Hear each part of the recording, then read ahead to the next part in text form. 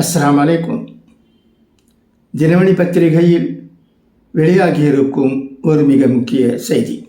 தரை இறங்கும் போது தலைகீழாக விழுந்த டெல்டா ஏர்லைன்ஸ் விமானம், 17 பேர் காயம். கனடாவின் டொராண்டோ பியர்சன் பன்னாட்டு விமான நிலையத்தில் டெல்டா ஏர்லைன்ஸ் விமானம் விபத்துக்குள்ளாகியதில் 17 பேர் காயமடைந்தனர்.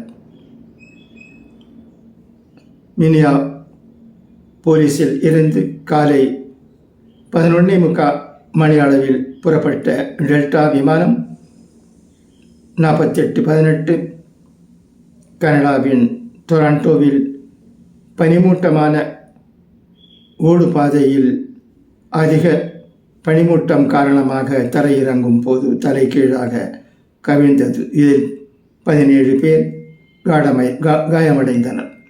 அவர்களில் யாருக்கும் பெரிய காயம் ஏற்படவில்லை என்று நம்பப்படுவதாக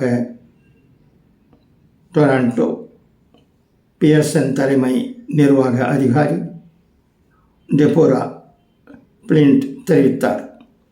பீல் பகுதி மருத்துவர்களிடமிருந்து தெரிவிக்கப்பட்ட முதல்கட்ட தகவலின்படி இந்த விபத்தில் யாருக்கும் உயிர் சேதம் எதுவும் ஏற்படவில்லை.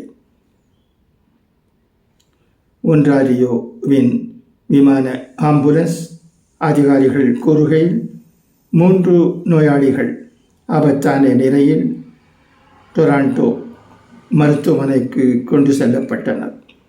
ஒரு குழந்தை மற்றும் மற்ற பயணிகள் அருகில் உள்ள மருத்துவமனைக்கு மாற்றப்பட்டனர். விபத்தின் போது விமானத்தில் 76 பயணிகளும் 4 பணியாளர்களும் இருந்ததாக தகவல்கள் வெளியாகியுள்ளன.